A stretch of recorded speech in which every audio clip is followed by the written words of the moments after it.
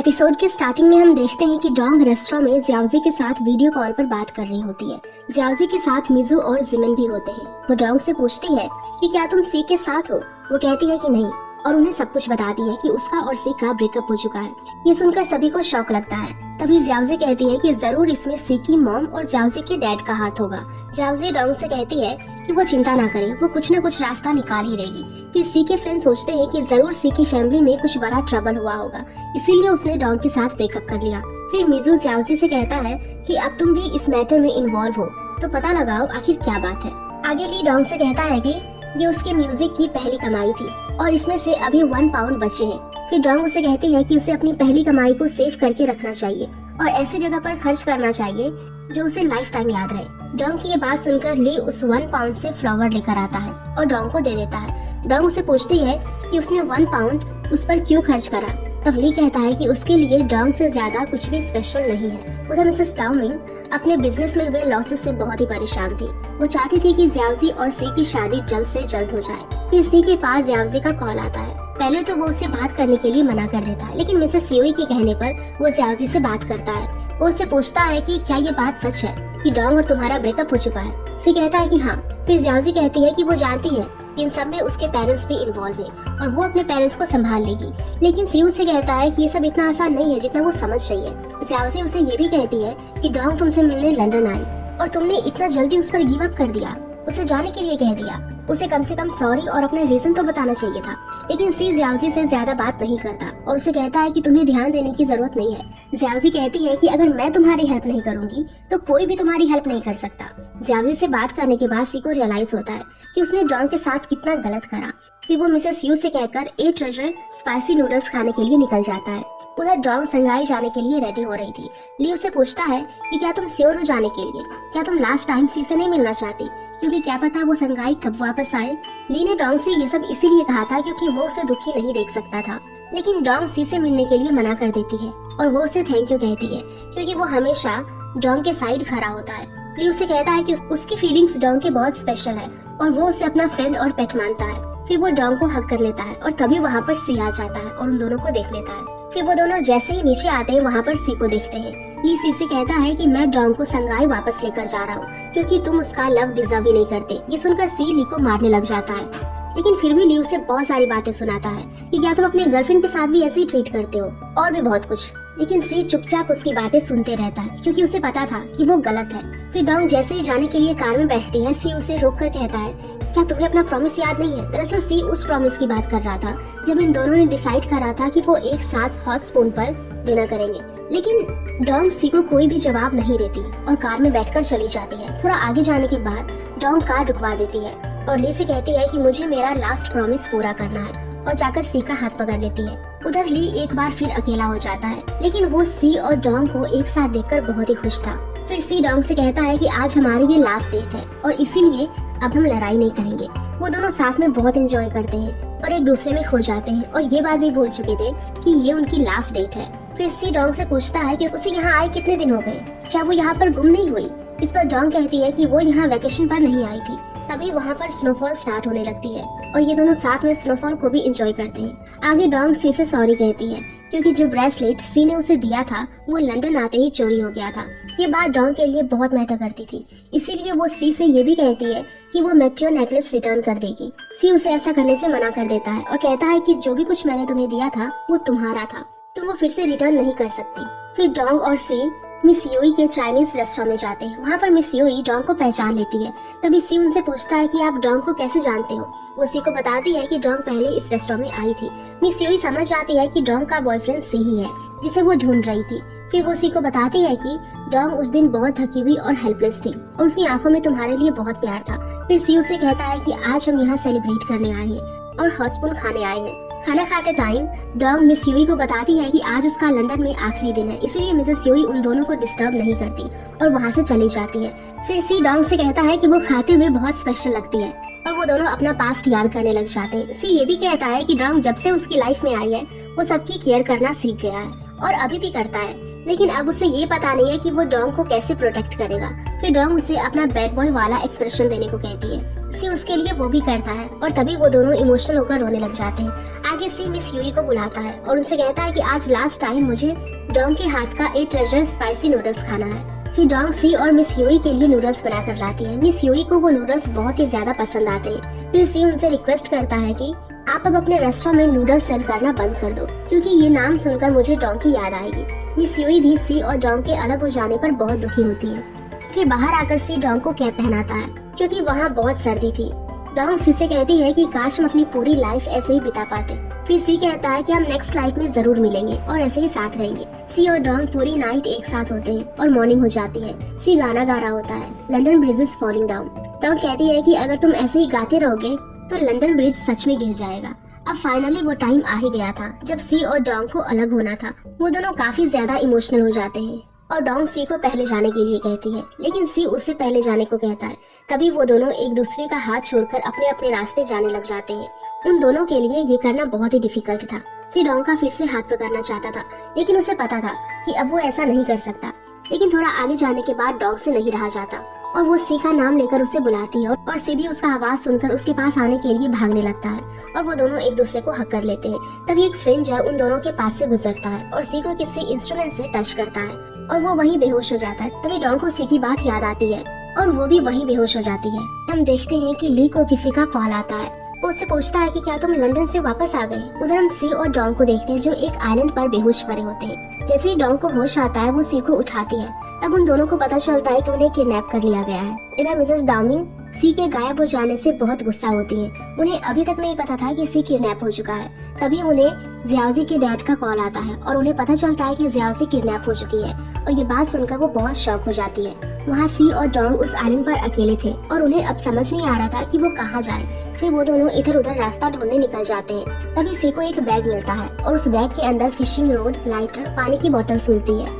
उधर Mrs Downing के phone पर एक फोटो आती है जिसमें सी और जियाओजी के मुंह और आंखों पर पट्टी लगी होती है और उन्हें किडनैप करा होता है। अब मिसेस डाउनिंग को पता चल गया था कि सी किडनैप हो चुका है। वो इस बात से बहुत परेशान हो जाती है और मिसेस ह्यू भी बहुत टेंशन में आ जाती है। डोंग और सी वहाँ आइलैंड पर अकेले होते हैं। तभी सी कहता है कि हमें मिसिंग हुए बहुत देर हो चुकी है, लेकिन मेरी मॉम हमें ढूंढ ही लेगी।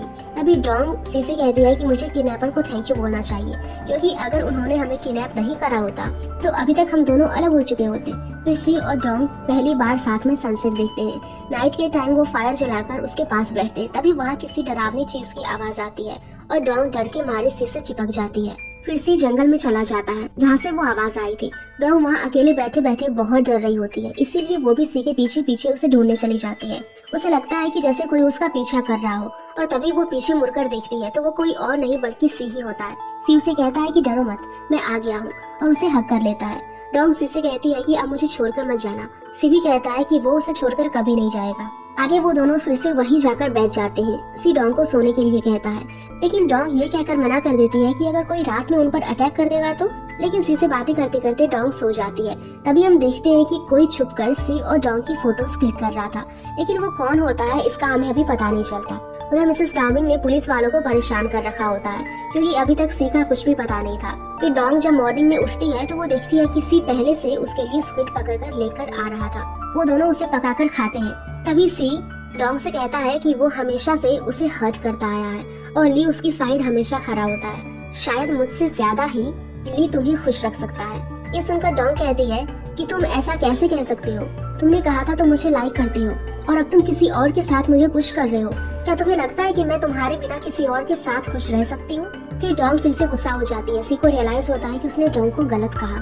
वो उसे हक कर लेता है और कहता है कि मुझे अभी भी इस बात से बहुत रिग्रेट होता है। मैंने तुमसे लंदन में ब्रेकअप कर लिया था और अब मैं तुम्हें कहीं नहीं जाने दूंगा। वहाँ संगाई में डोंग के फ्रेंड्स उसके लिए बहुत चिंता कर रहे होते हैं, क्योंकि उन्हें अभी तक डोंग और F4 का कुछ भी पता नहीं होता।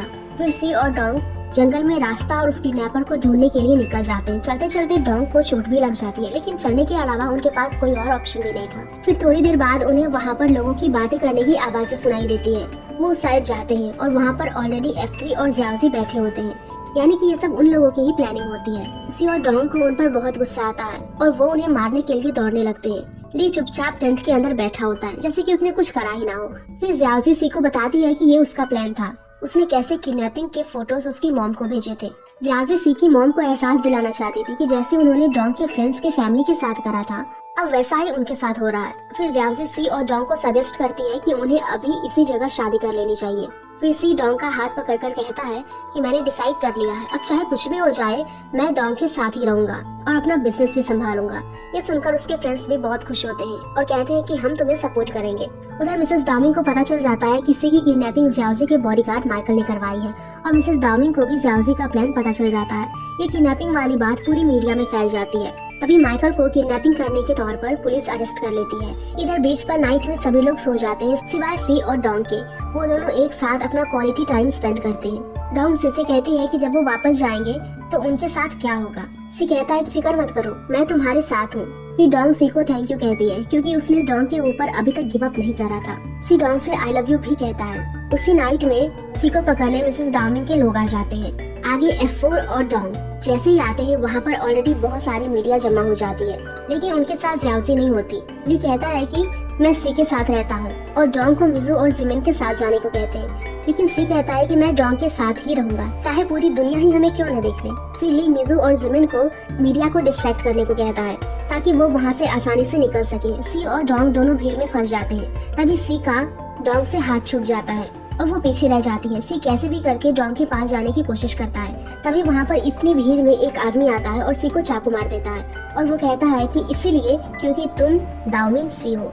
सी वहीं बेहोश होकर गिर जाता है। हम देखते हैं कि सी इंजर्ड हुआ था और वो वाली बात पूरी मीडिया में फैल चुकी थी और डोंग के मॉम डैड को भी सी की बहुत फिक्र हो रही थी। सी को हॉस्पिटल लाया जाता है। वहाँ डोंग और F3 भी होते हैं।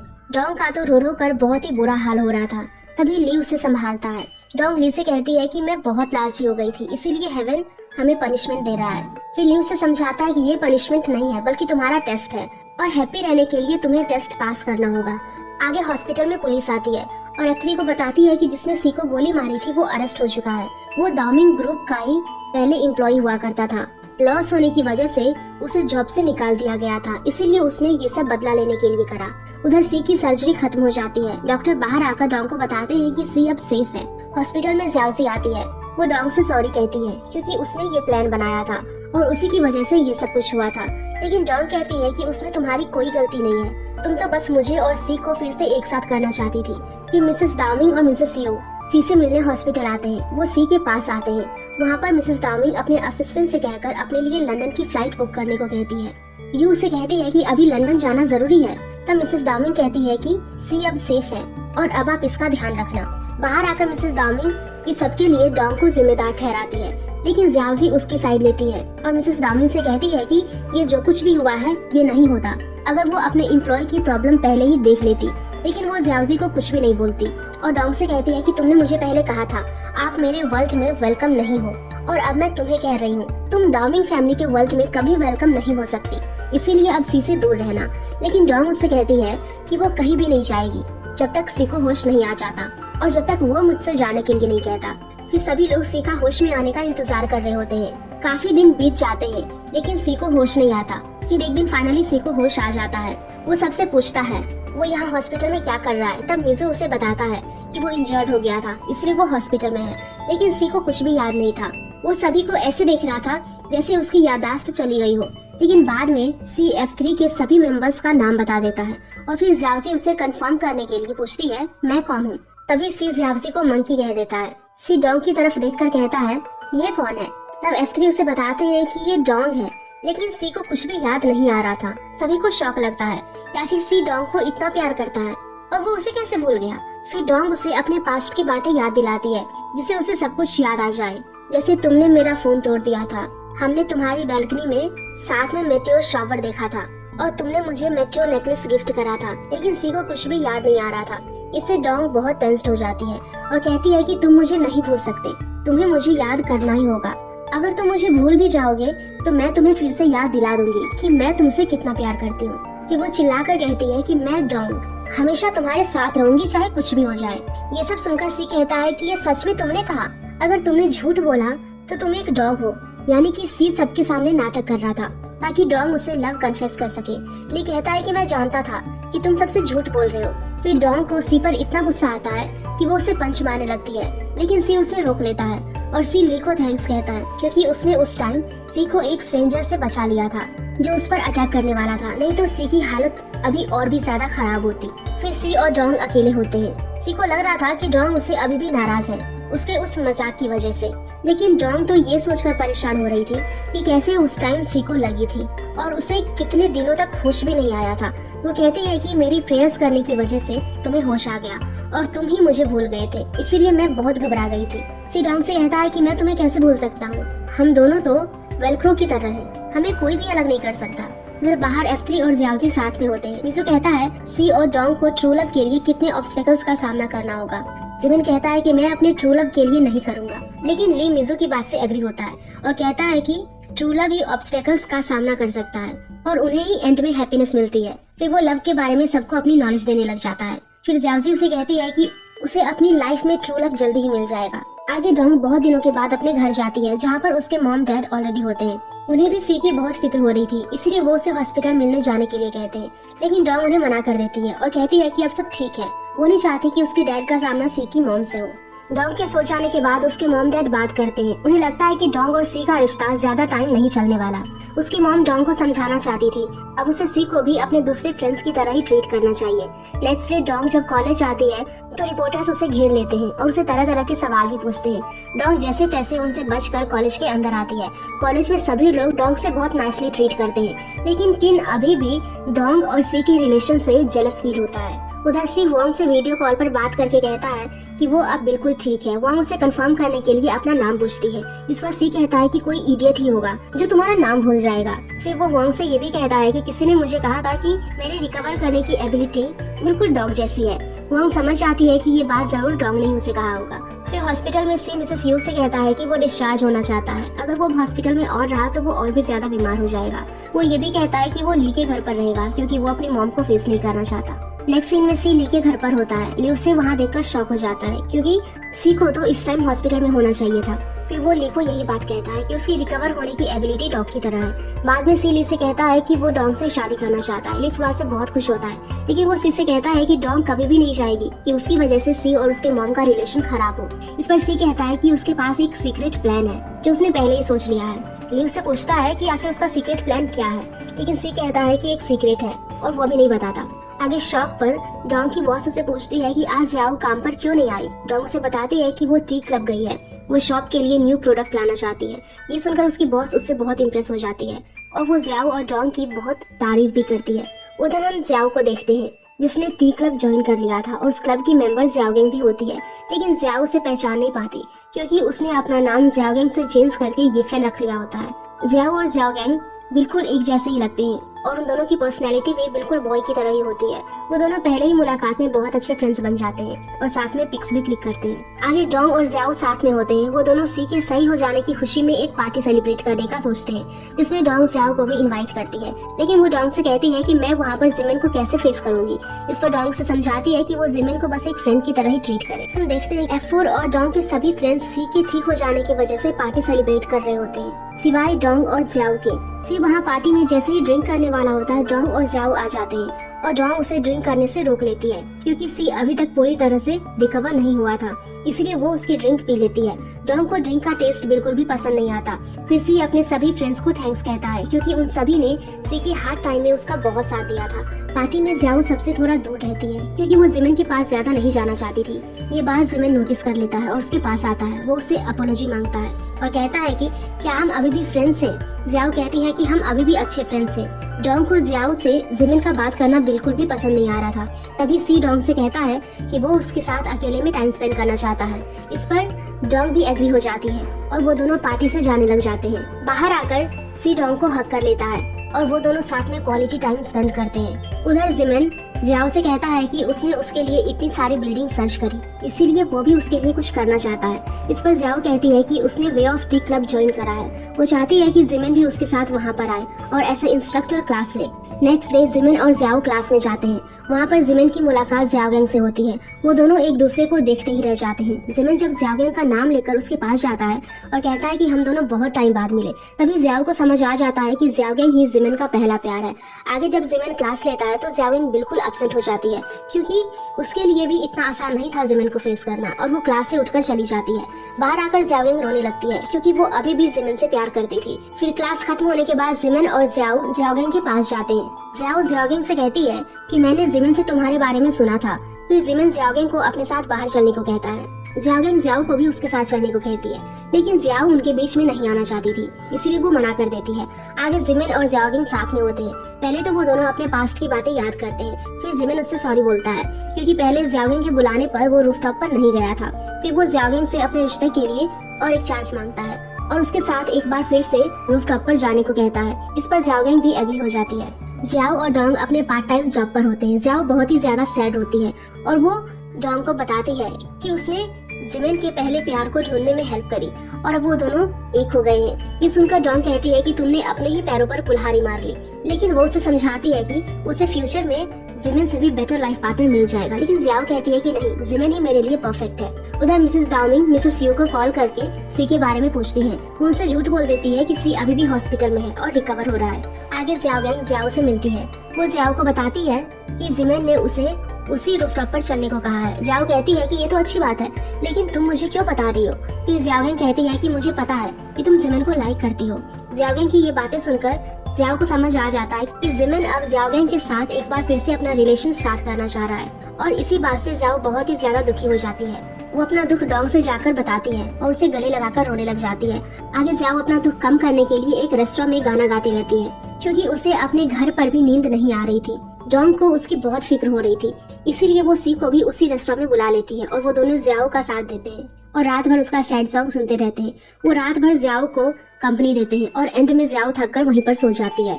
वो अभी भी जियाओगिंग और जिमिन के बारे में ही सोच रही होती है।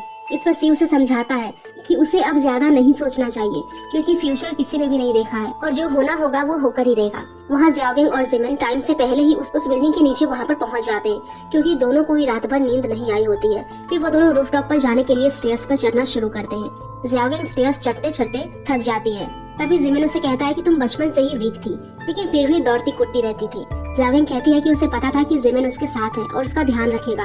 उन दोनों की बातें खत्म होती है। वो फिर से स्टेयर्स चढ़ना शुरू करते हैं। मॉर्निंग में जियाओ सी और डोंग को थैंक यू कहती है क्योंकि वो रात भर उसके साथ थे। वो तीनों अपने घर जाने ही वाले होते। तभी जियाओ के पास जियाओगिंग का कॉल आता है। वो उसे रूफटॉप पर बुलाती है। जियाओ भी आने के लिए हाँ कर देती है, लेकिन उसे समझ नहीं आता कि आखिर जियाओगिंग जिमिन के साथ है तो फिर वो उसे क्यों बुला रही है। जियाओ जब रूफटॉप पर पहुंचती है तो वो देखती है कि जिमिन वहाँ अकेला होता है, जियाओगिंग नहीं होती। जिमिन उसे बताता है कि अब हमारे बीच सब कुछ खत्म हो गया है। तभी हमें एक फ्लैशबैक दिखाया जाता है। जिमिन और जियाओगिंग ने वो नजारा मिस कर दिया था।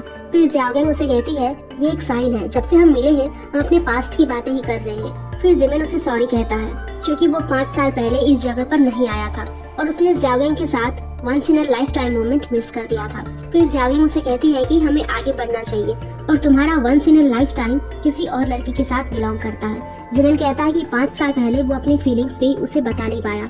जियाओगिंग कहती है कि वो भी उसे बहुत लाइक करती थी, लेकिन अब नहीं करती, और जिमिन भी आज यहाँ इसलिए आया क्योंकि वो गिल्ट में था, न कि वो जियाओगिंग से प्यार करता है। जियाओ और जिमिन को देखने जो प्रेजेंट में आ गए थे। जिमिन जियाओ से कहता है कि जियाओगिंग को रियलाइज हो गया था कि अब वो मुझे लाइक नहीं करती और मैं भी किसी का लव डिजर्व नहीं करता। ये सुनकर जियाओ कहती है कि ऐसा नहीं है, मैं तुम्हें लाइक करती हूँ और कोई भी पर्सन परफेक्ट नहीं होता, मुझ में भी बहुत सारी कमियां हैं। जियाओ से ये सारी बातें सुनकर जिमिन कहता है कि तुम हमेशा मुझे इम्प्रेस करती हो। फिर जियाओ कहती है कि तुमने अपना once in a lifetime miss कर दिया है अपनी प्रॉब्लम से, लेकिन अब ये हमारा once in a lifetime है और मैं इसे मिस नहीं करना चाहती। और तभी जियाओ जिमिन को किस कर देती है और इनके एक नई रिलेशन की शुरुआत हो जाती है। उधर डोंग रात भर जियाओ की वजह से सो नहीं पाई थी, इसीलिए उसे बहुत नींद आ रही थी।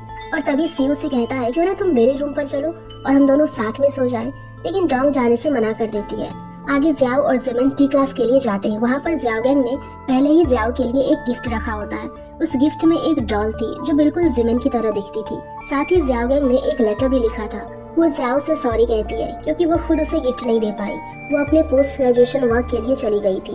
वो जियाओ से कहती है कि उसी की वजह से वो एक बार फिर से जिमिन से मिली और ये डॉल बहुत पहले उसी ने जिमिन के लिए बनाई थी और अब ये डॉल जियाओ डिजर्व करती है, यानी जियाओगिंग ने अपनी जगह जियाओ को दे दी थी। आगे हम जियाओगिंग को देखते हैं जो एक शॉप पर जाती है और वहाँ जाकर टी नहीं कॉफी ऑर्डर करती है। मतलब ये जियाओगिंग अब जिमिन से पूरी तरह से मूव ऑन हो चुकी थी और अपनी लाइफ में आगे बढ़ चुकी थी। आगे हम सी और डोंग को देखते हैं जो एक रेस्टोरेंट में लंच कर रहे होते हैं। डोंग अभी भी जियाओ के लिए बहुत टेंस्ड थी। सी उसे कहता है कि तुम हमेशा दूसरों के बारे में ही क्यों सोचती हो, जिस पर डोंग कहती है कि ये सब कुछ तुम्हारे फ्रेंड जिमिन की वजह से हुआ है, उसी ने जियाओ की लाइफ को मिस कर दिया है। फिर सी डोंग से मैरिज करने को कहता है। इस पर डोंग कोई सही जवाब नहीं देती और रेस्टोरेंट के आसपास बैठे लोग उनकी बातें सुन लेते हैं। उन्हें लगता है कि सी डोंग को प्रपोज कर रहा है। डोंग कहती है कि ऐसी जगह कौन प्रपोज करता है। सी कहता है कि चाइनीज न्यू ईयर आ रहा है और मैं तुम्हारे पेरेंट्स से मिलने विलेज जाऊंगा, लेकिन डोंग कहती है कि अभी तक मैंने एग्री नहीं करा है। तब सी कहता है कि तुम्हें रिफ्यूज करने में दूंगा ही नहीं, और सी सभी से रेस्टोरेंट में कहता है कि डोंग मैरिज के लिए मान गई है और आज की ट्रीट मेरी तरफ से,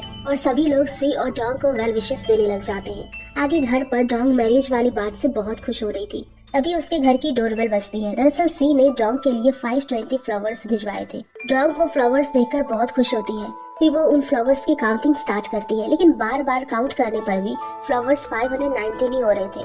तभी वो सी को कॉल करती है और कहती है कि एक फ्लावर मिसिंग है। सी कहता है कि ऐसा नहीं हो सकता, तुमने काउंटिंग गलत करी होगी। तभी डोंग के घर की फिर से डोरबेल बजती है और सी वहाँ आ जाता है। सी के हाथ में एक फ्लावर होता है जो वो खुद अपने हाथों से डोंग को देना चाहता था, इसीलिए उसने एक फ्लावर कम भिजवाया था। डोंग सी से बहुत ज्यादा इम्प्रेस हो जाती है। नेक्स्ट डे शॉप पर डोंग जियाओ को ये फ्लावर वाली बात बताती है। तब जियाओ उसे भी अपने और जिमिन के रिलेशन के बारे में बताती है कि अब वो दोनों ऑफिशियली एक दूसरे को डेट कर रहे हैं। डोंग इस पर जियाओ से बहुत सारे सवाल पूछना चाहती थी, लेकिन उसे इतना खुश देखकर वो उससे कुछ भी नहीं पूछ पाती।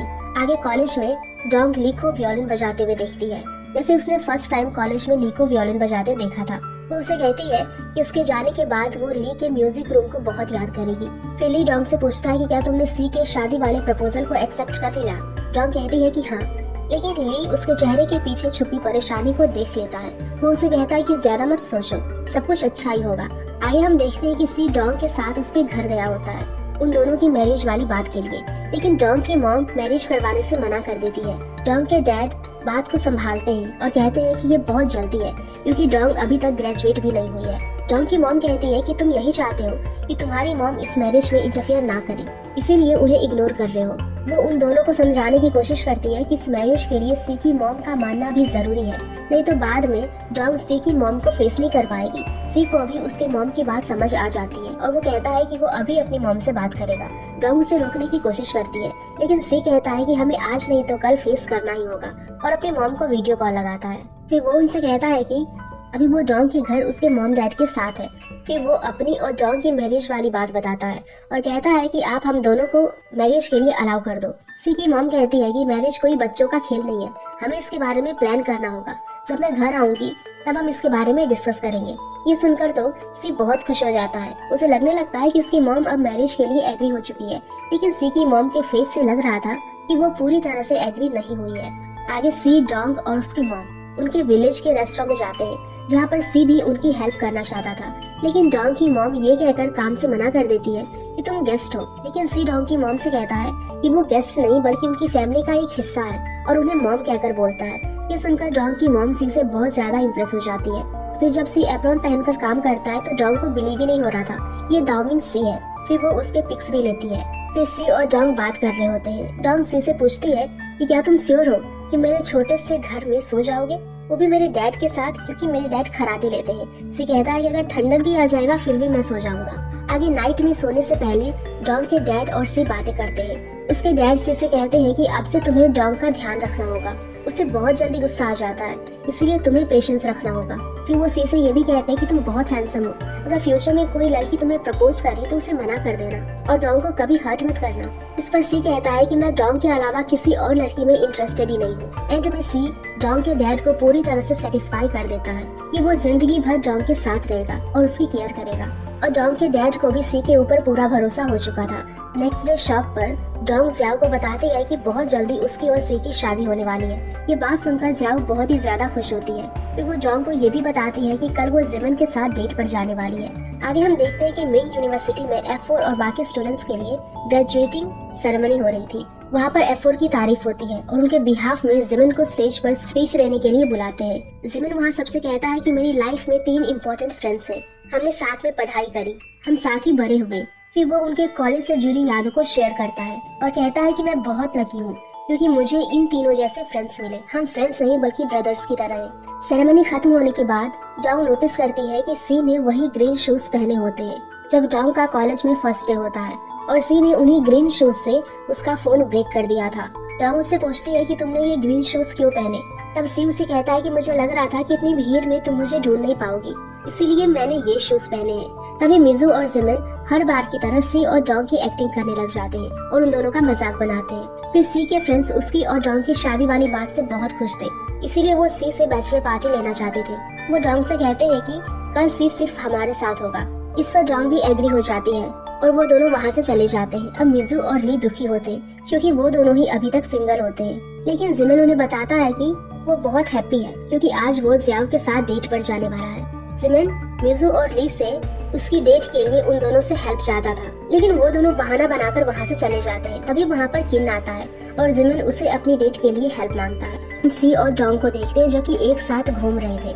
तभी अचानक से डॉन्ग को किसी की ठोकर लगती है और वो नीचे गिर जाते हैं। वो जल्दी से उठ जाते हैं क्योंकि उनके लिए ये बहुत एम्बैरेसिंग था कि कहीं उन दोनों को ऐसे कोई देख ना ले। फिर सी नोटिस करता है कि डॉन्ग का एक शू फट गया है। वो डॉन्ग को अपनी पीठ पर बिठाकर उसे न्यू शूज दिलवाने ले जाता है। डॉन्ग जिस शॉप पर जाती है वहाँ की ऑनर डॉन्ग को पहले से ही जानती थी और डॉन्ग वहीं से अपना शूज लिया करती थी। शूज लेने के बाद डॉन्ग को उसकी वेडिंग ड्रेस का मेजरमेंट देने वो दामिंग मेंशन में जाती है।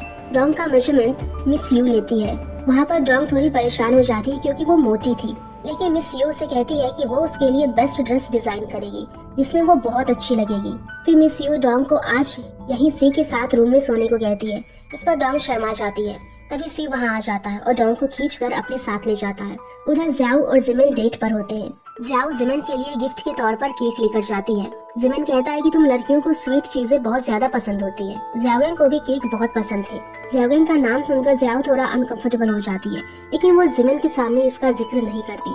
जिमिन को स्वीट चीजें पसंद नहीं थी, लेकिन फिर भी वो जियाओ की खुशी के लिए वो केक खा लेता है। फिर जियाओ अपना गिफ्ट मांगती है, लेकिन जिमिन ऐसे प्रेटेंड करता है जैसे उसे गिफ्ट के बारे में कुछ याद ही ना हो। इससे जियाओ थोड़ा उदास हो जाती है, लेकिन हमें पता चलता है कि जिमिन ने जियाओ के लिए कुछ अलग ही प्लान करा होता है। फिर जियाओ और जिमिन बाहर आते हैं। जिमिन जियाओ को उसी बिल्डिंग के वहाँ लेकर आता है जहाँ पर मिजू साइना को लाया था और उस बिल्डिंग पर लाइट से हर्ट फ्लिकर हुआ था। जिमिन उस बिल्डिंग को देखता है, लेकिन अभी तक लाइट्स ऑन नहीं हुई होती है। जिमिन को कुछ भी समझ नहीं आता है, इसलिए वो साइड में जाकर किन से बात करता है क्योंकि उसने ये जिम्मेदारी किन को ही दी थी। जिस पर किन कहता है कि शायद अच्छी तरह से कनेक्ट नहीं होने पर लाइट्स ऑन नहीं हुई। इस पर जिमिन को बहुत गुस्सा आता है क्योंकि किन की वजह से उसकी डेट स्पॉइल हो गई थी। उधर किन और जेन भी साथ होते हैं। उन्हें भी पता नहीं होता कि आखिर लाइट्स ऑन क्यों नहीं हो रही है। जिमिन जियाओ के पास जाता है। मैं तुम्हारे लिए फ्लावर्स लेकर आया हूँ, लेकिन जियाओ को इस बात से कोई फर्क नहीं पड़ता क्योंकि जिमिन उसके साथ था और वो उसी में खुश थी। तभी अचानक से उस बिल्डिंग पर हर्ट फ्लिकर होने लग जाता है और जिमिन शॉक्ड हो जाता है और जियाओ बिल्डिंग को देखकर कहती है कि जरूर किसी बॉयफ्रेंड ने अपनी गर्लफ्रेंड को सरप्राइज देने के लिए ये करा होगा। जियाओ उस बिल्डिंग की पिक्स लेने लगती है और जिमिन से कहती है कि हमें थैंक्स करना चाहिए जिसकी वजह से हमें ये नजारा देखने को मिला। जिमिन अभी भी शॉक होता है क्योंकि ये सब चीजें उसी ने प्लान की थी, लेकिन जियाओ को लग रहा था कि किसी और ने करा है। उस रोमांटिक मूवमेंट में जिमिन बहुत ज्यादा डिस्ट्रैक्टेड था, इसीलिए जियाओ उसे किस कर लेती है और उधर किन और जेन भी एक दूसरे को किस कर लेते हैं और उन दोनों की भी एक न्यू रिलेशन की स्टार्टिंग हो जाती है। आगे सी डॉन्ग को सरप्राइज देता है। वो उसे उसी जगह पर लेकर जाता है जहाँ उन दोनों ने साथ में मैचोस देखे थे। सी ने उसे नेकलेस गिफ्ट करा था। सी ने उस जगह को फ्लावर्स और कैंडल्स से बहुत अच्छे से सजवाया हुआ था। सी डॉन्ग से कहता है कि मैरिज से पहले वो उसे बहुत सारी स्पेशल मेमोरीज देना चाहता है। फिर डॉन्ग भी उसे कहती है कि वो जिंदगी भर उसके साथ रहेगी और उसे कभी भी छोड़कर नहीं जाएगी। वो दोनों किस करते हैं और एक साथ अच्छा टाइम स्पेंड करते हैं। नेक्स्ट सीन में जियाओ टी शॉप पर होती है। वहाँ उसकी मैनेजर उसे बताती है वो इस टी शॉप की एक और ब्रांच खोल रही है और जियाओ का इतना हार्ड वर्क देखकर वो जियाओ को इस शॉप की मैनेजर बना देती है। आगे F4 भी शॉप पर आ जाते हैं। दरअसल जिमिन के कहने पर वो सब यहाँ पर जियाओ के मैनेजर होने पर उसे फर्स्ट डे पर सपोर्ट करने आते हैं। वो पिछली बार की तरह टी शॉप को प्रमोट करते हैं। एंड में जियाओ अपनी तरफ से ड्रिंक बनाकर लाती है और सभी को ट्रीट्स देती है। सभी अपने अपने फ्लेवर्स बताते हैं। सी गलत फ्लेवर बताता है। तभी डॉन्ग उसे करेक्ट करती है। मिसू वहाँ सभी से कहता है कि किसने सोचा था ये बिग आईज वाली डॉन्ग और स्टबी गर्ल अब इतनी प्रिटी और क्यूट हो जाएगी। तभी ली कहता है कि आई विश मैं डॉन्ग को किस कर पाता, क्योंकि अब्रॉड जाने के बाद वो डॉन्ग को देख भी नहीं पाएगा।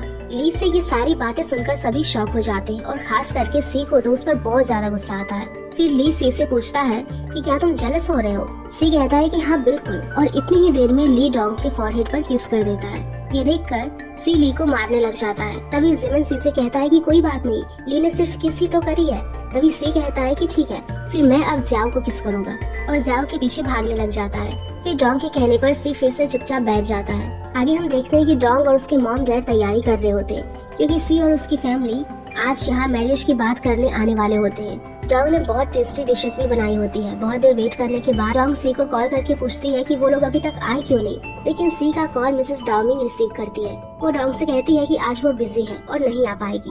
डोंग उसकी मॉम से कहती है कि लेकिन आपने तो कहा था कि आप और सी आज ही आने वाले हैं। फिर उसकी मॉम उससे कहती है कि मैंने ऐसा इसीलिए कहा था क्योंकि उस टाइम सी तुम्हारे साथ था, और अगर मैं मना कर देती तो फिर वो कुछ गलत कर देता, जिससे बाद में उसे ही रिग्रेट होता। लेकिन सी अब मेरे साथ है और अब वो तुम्हारे पास नहीं आएगा। वो डोंग से ये भी कहती है कि सी ने मेरे साथ लंदन जाने का डिसाइड कर लिया है और अब वो संगाई कभी वापस नहीं आएगा। एंड में मिसेस दाओमिंग डोंग को अब सी पर से गिव अप करने को कह देती है और कहती है कि सी के साथ तुम्हारी शादी कभी भी पॉसिबल नहीं हो पाएगी। सी की मॉम से ये सारी बातें सुनकर डोंग टूट जाती है।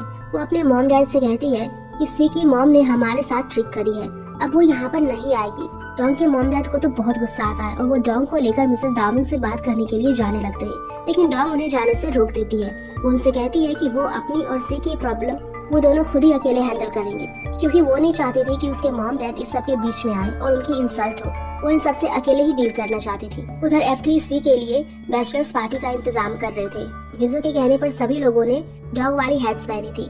उन हैट्स में F3 काफी क्यूट लग रहे थे।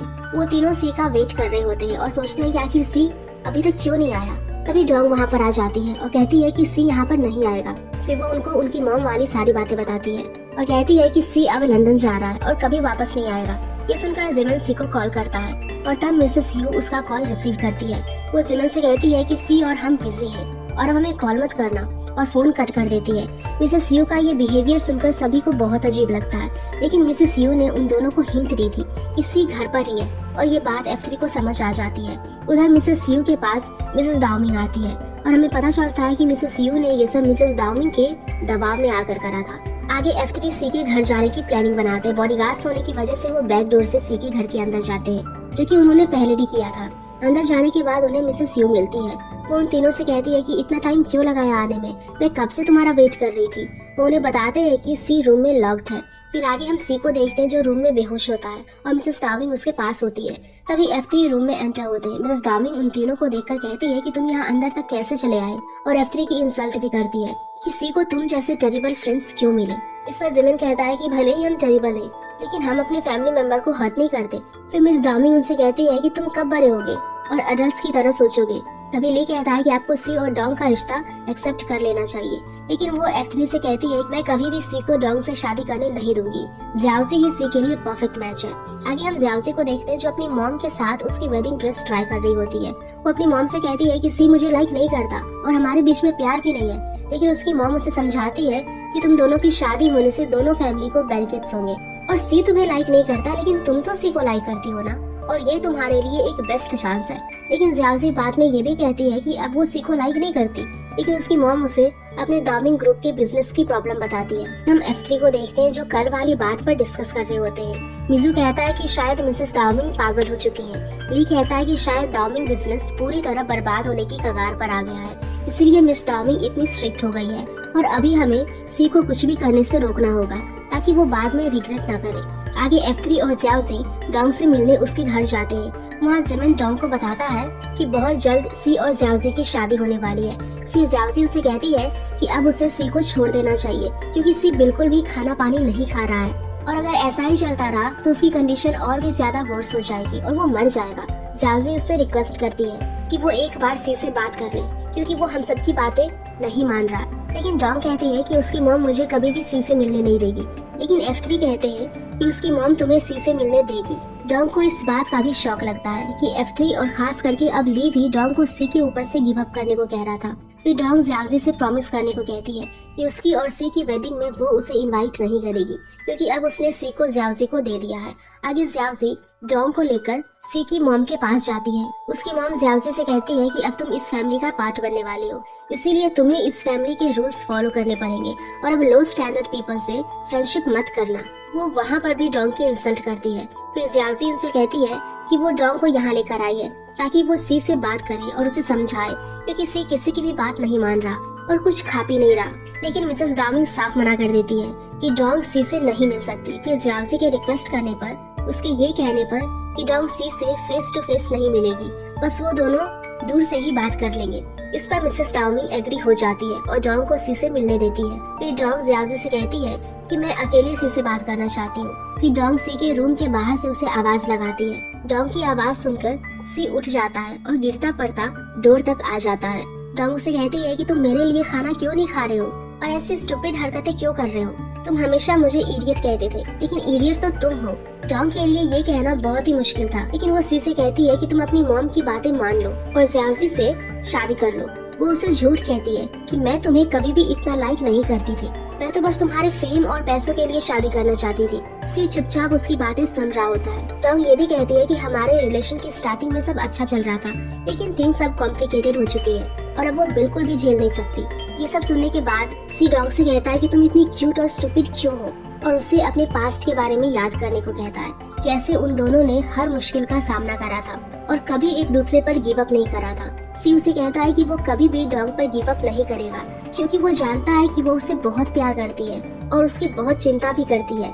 डोंग से बात करने के बाद सी कहता है कि पहले वो बहुत वीक था, लेकिन उससे बात हो जाने के बाद अब उसमें एनर्जी आ गई है, क्योंकि वो उसे स्ट्रेंथ देती है और अगर डोंग उसका साथ देगी तो वो कुछ भी कर लेगा। डोंग को सी की सारी बातें समझ आ जाती है। वो उसे कहती है कि अब मैं भी झूठ नहीं बोलूंगी और मैं हमेशा तुम्हारे साथ रहूंगी और तुम्हें कभी अकेला नहीं छोड़ूंगी। डोंग से ये सब बातें सुनकर सी रिलैक्स्ड फील करता है।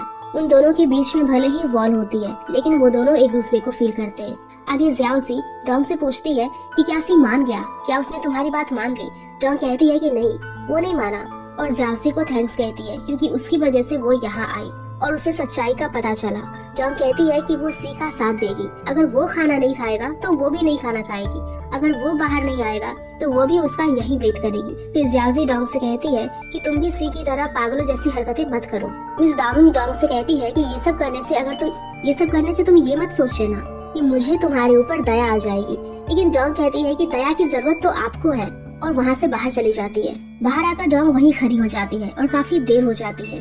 मिस यू और जियाओजी डोंग के लिए परेशान होते हैं और बारिश भी स्टार्ट हो जाती है, लेकिन डोंग अपनी जगह से हटती नहीं। फिर ली वहाँ अम्ब्रेला लेकर आता है और डोंग से कहता है कि बहुत देर हो गई है, तुम्हें कुछ खा लेना चाहिए, लेकिन डोंग कुछ भी खाने पीने से मना कर देती है और कहती है कि जो सी करेगा वही वो भी करेगी, वो हमेशा सी की ही साइड रहेगी। फिर वहाँ मिजू और जिमिन भी आते हैं। वो भी डोंग का डिटर्मिनेशन देखकर अफसोस करते हैं कि उन्होंने आखिर क्यों डोंग को सी के ऊपर से गिव अप करने को कहा। आगे वोंग अपनी मॉम से बात करने आती है। वो अपनी मॉम से कहती है कि आप इतनी हार्टलेस कैसे हो सकती हैं? सी कब से भूखा प्यासा है और डोंग कब से बाहर खड़ी है, क्या आपका दिल एक पत्थर दिल है?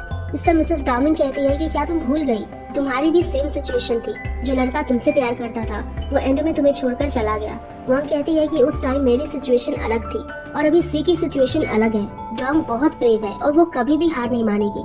फिर मिस डार्मिंग कहती है कि अब सिर्फ डार्मिंग ग्रुप को सी ही बचा सकता है और उसे हैंडल कर सकता है। मिस डार्मिंग की ये बात सुनकर वोंग कहती है कि क्यों ना आप और बेबीज पैदा कर लो और जब भी कंपनी खतरे में होगी तो वो हैंडल कर लेगा। इस पर मिस डार्मिंग को वोंग के ऊपर बहुत गुस्सा आता है और वो वोंग को थप्पड़ मार देती है। एंड में वोंग कहती है कि आप एक अच्छी बिजनेस वुमेन तो हो, लेकिन एक अच्छी माँ कभी नहीं बन सकी। आगे वोंग सी के पास जाती है और उसे कुछ खाने को कहती है। वो कहती है कि वो उसे इस हालत में बिल्कुल नहीं देख सकती। फिर सी वोंग से कहता है कि वो वोंग की तरह गिव अप नहीं करेगा, मैंने ये रिलेशनशिप बहुत सीरियस लिया है और वो ये भी कहता है कि वो खुश है क्योंकि डोंग उसकी साइड है।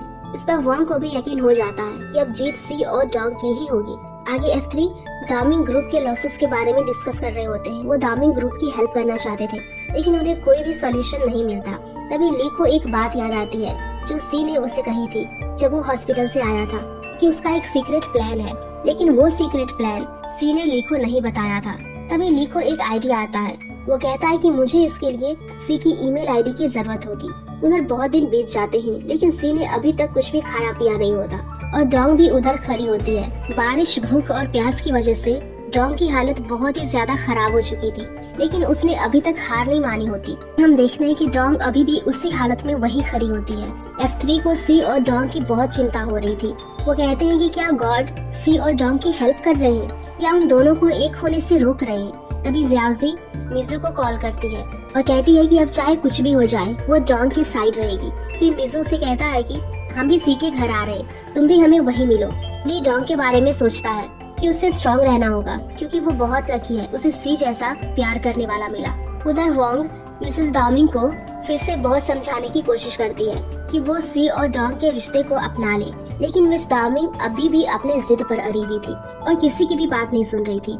तभी ज्याओजी और F3 वहाँ पर आ जाते हैं। ज्याओजी मिस दामिंग से कहती है कि मैंने अपने पेरेंट्स से बात कर ली है और अब मैं सी से शादी नहीं करूंगी, क्योंकि ज्याओजी भी अब यही चाहती थी कि सी और डोंग एक हो जाए और उन्हें अब गिव अप करने को कह देती है। मिस दामिंग ज्याओजी से कहती है कि तुम्हें पता भी है तुम क्या कह रही हो। तब ज्याओजी कहती है कि हाँ, मेरे डैड का भी यही डिसीजन है। फिर ली मिस दामिंग को एक फाइल देता है जिसमें वही सी का सीक्रेट प्लान होता है। आगे मिस यू और ज्याओजी डोंग के पास जाते हैं और उसे कहते हैं कि मिस दामिंग मान गई है, अब वो तुम दोनों को अलग नहीं करेगी। इनकी बात सुनकर डोंग सी के पास जाती है, लेकिन उसे बिल्कुल भी चला नहीं जा रहा था। उसकी हालत बहुत ही ज्यादा खराब हो गई थी। वो जैसे तैसे सी के रूम तक पहुंच जाती है, जहां सी उसका पहले से ही वेट कर रहा था। सी के पास पहुंचने से पहले ही डोंग वहीं पर बेहोश होकर गिर जाती है। तभी हमें स्टार्टिंग से लेकर सी और डोंग का एक फ्लैशबैक दिखाया जाता है। नेक्स्ट सीन में हम सी को देखते हैं जो बिल्कुल सही होता है। वो अपने उसी बिजनेस आइडिया के बारे में बता रहा था जिससे वो अपने बिजनेस को एक्सपेंड करने वाला था। ली ने अपने तरीके से सी के लैपटॉप का पासवर्ड खोल दिया था और तभी उन्हें उसके बिजनेस आइडिया के बारे में पता चलता है। वीडियो में सी बताता है कि एक बार एग्जाम के टाइम पर जब डोंग उससे क्वेश्चन पूछ रही थी और उसने सही आंसर दिए थे तो डोंग सी के लिए बहुत खुश हुई थी। सी अपने उस बिजनेस में बहुत ध्यान दे रहा था और हार्डवर्क कर रहा था। वो इसमें अकेला नहीं था, मिजू, जिमिन और ली भी उसका साथ दे रहे थे और अलग अलग तरीके से उसकी हेल्प कर रहे थे। सी अपने बिजनेस को लेकर बहुत सीरियस हो गया था और इसी बीच वो डोंग के डैड से मिलता है, क्योंकि उसका एक ये भी आइडिया था कि डोंग के स्क्विड के डिफरेंट फ्लेवर्स को वो पूरे चाइना में एक्सपेंड करना चाहता था। वीडियो के एंड में सी ली को पॉइंट आउट करना नहीं भूलता। वो कहता है कि ली, तुम सोच रहे होगे ये बहुत सेंटिमेंटल है, और वीडियो यहीं पर एंड हो जाता है। सी को इतनी मेहनत करते हुए देखकर वोंग और मिस दामिंग बहुत खुश होती है और मिस दामिंग को भी रियलाइज हो जाता है कि सी डोंग की वजह से बहुत जिम्मेदार बन गया है और अब उन्हें भी सी और डोंग के रिश्ते से कोई प्रॉब्लम नहीं होती और वोंग ने भी मिस दामिंग को माफ कर दिया होता है। उन दोनों को खुश देखकर मिस यू भी बहुत खुश होती है। आगे हम वोंग और मिस दामिंग को देखते हैं जो साथ सो रहे होते हैं। मिस दामिंग पिछले 7 दिनों से सो रही होती है और उन्हें ये बात वोंग बताती है, क्योंकि मिस दामिंग को अब किसी भी बात की चिंता नहीं होती और इसलिए वो फिर से सो जाती है। उधर डोंग भी सी के बिजनेस में उसकी हेल्प कर रही थी और डिफरेंट फ्लेवर्स पर रिसर्च कर रही थी। सी ने अपने फ्रेंड्स के साथ मिलकर ऑफिस स्टार्ट करा था, जिसके लिए F4 बहुत एक्साइटेड थे। आगे डोंग ली के लिए एक गिफ्ट प्रिपेयर करती है, क्योंकि ली का फेयरवेल होता है और अब वो अब्रॉड जाने वाला था। डोंग रेडी होकर उस जगह पर पहुंच जाती है जहां ली की फेयरवेल सेरेमनी होने वाली थी, लेकिन वो रेस्टोरेंट बंद होता है। तभी वो जिमिन को कॉल करती है और पूछती है कि तुम सब कहाँ हो और ये रेस्टोरेंट भी बंद है। इस पर जिमिन कहता है कि ली की फेयरवेल सेरेमनी तो कल ही हो गई और डोंग ने मिस कर दी। उन्होंने डोंग को भी कॉल करे थे, लेकिन उसने रिसीव ही नहीं किया। डोंग को कुछ भी समझ नहीं आ रहा था। तभी वो सी के बारे में पूछती है। जिमिन उसे बताता है कि सी ली के साथ लंदन जा रहा है। डोंग को सी के ऊपर बहुत गुस्सा आता है, क्योंकि वो बिना बताए जा रहा था। जिमिन डोंग से कहता है कि तुम्हें क्या हो गया, क्या तुम सब कुछ भूल गई कि सी और तुम्हारा ब्रेकअप हो चुका है, तुमने सी को रिजेक्ट कर दिया था, इसलिए उसने ज्याओजी से मैरिज कर ली और सी आज लंदन के लिए जा रहा है। वो अभी एयरपोर्ट पर होगा। डोंग सी से मिलने के लिए जल्दी एयरपोर्ट जाने लगती है। तभी वो किसी से टकरा जाती है और बेहोश हो जाती है। नेक्स्ट सीन में डोंग को जब होश आता है तो वो अपने आप को किसी अनजान जगह पर देखती है और उसने वेडिंग ड्रेस पहनी होती है। तभी वहाँ सी की एंट्री होती है। सी को देखकर डोंग थोड़ा खुश होती है। फिर सी उसे कहता है कि अगर तुम मेरी बात मानोगी तो मैं तुम्हें अपनी गर्लफ्रेंड बनाऊंगा। डोंग को याद आ जाता है कि यही बात सी ने उसे पहले भी कही थी जब वो उसके घर आई थी। डोंग को ये सब एक ड्रीम लग रहा था। उसे लग रहा था कि वो फिर से रूडली बिहेवियर वाले सी के पास चली गई है। सी उसे फिर से सारी सेम बातें कहता है जो उसने उस दिन डोंग से कही थी। सी से ये सारी बातें सुनकर डोंग को बहुत गुस्सा आता है और वो उसी दिन की तरह सी के ऊपर अपने सैंडल्स फेंक देती है। सी भी ये कहकर चला जाता है कि उसे ऐसी वाइफ नहीं चाहिए जो उसकी बातें ही न माने। डोंग सी को रोकने की कोशिश करती है, लेकिन वो जा चुका था और डोंग वहीं गिर जाती है और अंधेरा हो जाता है। नेक्स्ट सीन में जैसे ही लाइट ऑन होती है, वोंग और 2 लड़कियां डोंग के सामने डांस परफॉर्मेंस देती है। डोंग को कुछ भी समझ नहीं आ रहा था कि आखिर ये सब हो क्या रहा है। डांस खत्म होने के बाद वोंग डोंग के पास आती है और पूछती है कि क्या तुम सी से प्यार करती हो और उसे यहाँ बुलाना चाहती हो। डोंग कहती है हाँ। तभी वोंग एक चुटकी बजाती है और वहाँ पर मिजू, जिमिन और ली प्रकट हो जाते हैं। वांग डोंग से कहती है कि तुम सी से सच्चा प्यार नहीं करती, इसीलिए वो यहाँ पर नहीं आया और ये तीनों आ गए, इसीलिए अब इन तीनों में से तुम्हें अपना हस्बैंड चूज करना होगा। डोंग ये बात सुनकर शॉक हो जाती है और वांग वहाँ से चली जाती है। हम देखते हैं कि F3 और डोंग एक साथ होते हैं। सबसे पहले मिजू अपना इंट्रोडक्शन डोंग को देता है। वो अपनी क्वालिटीज डोंग को बताता है और वो ये भी कहता है कि उसने आज तक कभी भी डोंग का मजाक नहीं बनाया। इस पर डोंग कहती है कि तुमने हमेशा मेरे साथ नाइसली ट्रीट करा, लेकिन ये कहकर वो मिजू को रिजेक्ट कर देती है कि तुम्हें तो अपने से ओल्डर वुमेन पसंद है और मैं तुमसे छोटी हूँ ना। और तभी मिजू को साइना की याद आ जाती है। अब नेक्स्ट जिमिन की बारी आती है। वो डोंग से कहता है कि अगर F4 में सबसे ज्यादा कोई वुमेन के बारे में जानता है तो वो जिमिन है। डोंग उसके साथ हमेशा खुश रहेगी और वो उसकी आंखों में कभी भी आंसू नहीं आने देगा, इसीलिए डोंग को उसे चूज करना चाहिए। ये सब सुनकर डोंग कहती है कि तुम तो ज़ियाओ से प्यार करते हो और उसे वार्न करती है कि ज़ियाओ को कभी भी सैड मत करना, वरना वो उसे कभी भी माफ नहीं करेगी। फिर जिमिन भी ये कह देता है कि वो ज़ियाओ से प्यार करता है। अब बारी आती है ली की। वो डोंग से कहता है कि उसे डोंग को कहने और समझाने की जरूरत नहीं है। डोंग भी अपना और ली का पास्ट याद करती है, जिसमें वो सोचती है कि ली उसकी लाइफ में एक एंजल बनकर आया है और उसके हर बुरे टाइम में वो उसका साथ दिया है। लेकिन डोंग फिर भी कहती है वो अब ली से प्यार नहीं करती और वो सिर्फ और सिर्फ सी से ही प्यार करती है। इस पर ली भी उसकी बात से एग्री हो जाता है। फिर डोंग और F3 एक साथ मिलकर सी को बुलाते हैं और सी ग्रूम की ड्रेस पहने उन 3 लड़कों के साथ आता है जो पहले डोंग को लाइक करते थे। ली डोंग का हाथ पकड़कर सी के पास लेकर जाता है। वहाँ सी सभी के सामने डोंग को प्रपोज करता है और पूछता है कि क्या तुम मुझसे शादी करोगी। ज़ियाओजी डोंग से कहती है कि वो इस वर्ल्ड की सबसे प्रिटीएस्ट ब्राइड है, तुम और सी एक साथ बहुत खुश रहोगे। ज़ियाओ और जेन भी बहुत खुश होते हैं और उसे अपनी हैप्पी लाइफ के लिए कॉन्ग्रेचुलेट करते हैं। किन भी डोंग से कहता है कि वो हमेशा उसका बेस्ट फ्रेंड रहेगा और उसे बेस्ट विशेस देता है। डोंग के बाकी सभी दूसरे फ्रेंड्स भी उसे ढेर सारी विशेस देते हैं। डोंग को बिल्कुल भी बिलीव नहीं हो रहा था। तभी वो सबसे पूछती है कि क्या मैं सपना देख रही हूँ या फिर सब सच में हो रहा है। डोंग की इस बात पर सभी लोग हंसने लग जाते हैं और मिजू कहता है कि डोंग तुम बहुत इडियट हो, तुम्हें आसानी से पागल बनाया जा सकता है। जिमिन भी डोंग का मजाक बनाता है और सी से कहता है कि तुम्हारे पास अभी भी डोंग से दूर जाने के लिए टाइम है। लेकिन ली डोंग की साइड लेता है और उसे कहता है कि तुम और सी एक दूसरे के लिए ही बने हो। इससे पहले कि सी डोंग से कुछ और बोल पाता, उसे पीछे से एक जोरदार किक पड़ती है और वो नीचे गिर जाता है। पीछे मुड़ने पर पता चलता है कि वो किक किसी और ने नहीं, वांग ने मारी थी। वांग स्ट्रिक्टली सी से पूछती है कि क्या तुम डोंग से शादी करना चाहते हो। इस पर सी हाँ बोलकर चुपचाप डोंग के पास जाकर खड़ा हो जाता है। वांग सी से पूछती है कि क्या तुम डोंग को वाइफ मानते हो। सी कहता है कि हाँ। फिर वांग डोंग से पूछती है कि क्या तुम सी को अपना हस्बैंड मानती हो। डोंग भी हाँ कर देती है। फिर वांग ऑफिशियली अनाउंस कर देती है कि आज से तुम दोनों एक हस्बैंड और वाइफ हो और सी और डोंग की हैप्पीली मैरिज हो जाती है। वो दोनों अपने पास्ट के बेस्ट टाइम को भी याद करते हैं। एंड में सभी लोग बहुत एंजॉय करते हैं और सी और डोंग भी अपने मैरिज में बहुत डांस करते हैं। बहुत दिन बीत जाते हैं। सी और डोंग अपने घर पर होते हैं, तभी उन दोनों को जलने की स्मेल आती है। वो किचन में जाकर देखते हैं मिस डार्मिंग ब्रेकफास्ट बना रही होती है, लेकिन वो खाना जल जाता है। मिस डार्मिंग उनसे कहती है कि अब मैं लाइफ में न्यू स्किल्स सीखना चाहती हूँ, मैंने आज तक सिर्फ बिजनेस पर ही ध्यान दिया। डोंग उन्हें एनकरेज करती है, लेकिन सी उसकी मॉम के हाथों का जला खाना देखकर अजीब से एक्सप्रेशंस देता है। फिर मिस डार्मिंग उन दोनों से कहती है कि आज ये मैंने तुम्हारे लिए लास्ट ब्रेकफास्ट बनाया है, क्योंकि अब वो इंडिपेंडेंट होकर बाहर जाना चाहती हैं और अपने लिए एक ब्रेक लेना चाहती हैं। वो अपने काम और बिजनेस के चक्कर में भूल ही गई थी कि वर्ल्ड कैसा दिखता है, इसीलिए अब वो अकेले ट्रैवल करना चाहती हैं। मिस डार्मिंग सीखना चाहती थी कि ब्रेकफास्ट कैसे बनाते हैं और खुद की केयर कैसे करते हैं। वो अकेले सबवे लेना चाहती हैं और सेल्फीज भी और न्यू फ्रेंड्स भी बनाना चाहती थी। सी को बिलीव ही नहीं हो रहा था कि ये उसकी मॉम है। वो उनसे पूछता है कि क्या आप वही हैं जिन्हें मैं पहले जानता था।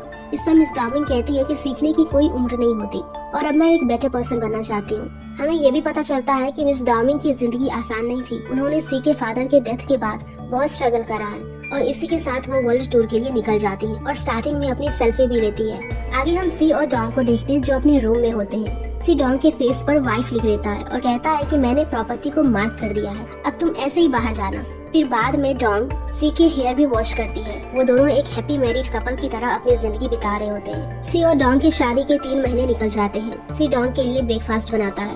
डोंग कहती है कि क्यों ना हम रेस्टोरेंट जाएं, लेकिन सी कहता है कि अपने हस्बैंड के लव को रिजेक्ट करना क्राइम है। फिर सी अपने हाथ कट जाने का डोंग के साथ प्रैंक भी करता है, लेकिन डोंग को पता चल जाता है और सी उसे सॉरी कहता है।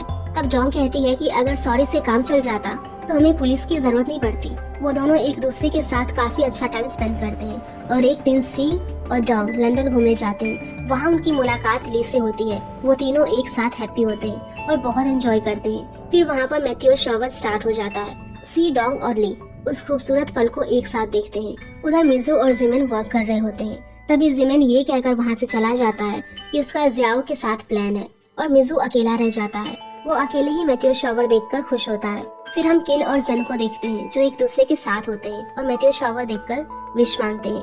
आगे हम जियागेंग को देखते हैं जो अकेली होती है और मेटियोर को देखकर वो भी विश मांगती है। हम साइना और टेरेंस को एक साथ ट्री हाउस में देखते हैं और वो दोनों भी मेटियोर को देखकर विश मांगते हैं। फिर हम जियाओजी को देखते हैं जो अकेले जा रही होती है, लेकिन रास्ते में उसकी स्कार्फ की डोरी थॉमस के बैग से जुड़ जाती है और उन दोनों की भी लव स्टोरी स्टार्ट हो जाती है। आगे हम जिंग को देखते हैं जो अपने मिशन पर होती है और अपना ड्रीम पूरा कर रही होती है। इसके बाद हम वॉन्ग को देखते हैं जो मेटियोर देखती है। आगे हम सी और डोंग को देखते हैं जो कि एक स्ट्रीट सिंगर जियोहा के साथ सिंगिंग कर रहे थे। सभी लोगों को उनका सॉन्ग बहुत पसंद आ रहा था, इसीलिए सब वहीं खड़े होकर सुन रहे होते हैं। थोड़ी देर बाद मिजू, ली और जिमिन भी वहां आकर उन्हें ज्वाइन कर लेते हैं और इसी के साथ ये ड्रामा यहीं पर खत्म हो जाता है। तो गाइज, अगर आप लोगों को ये ड्रामा पसंद आया होगा तो प्लीज वीडियो को लाइक कर देना और ऐसे ही और भी ड्रामा की एक्सप्लेनेशन के लिए हमारे चैनल को जरूर सब्सक्राइब करना। Thank you.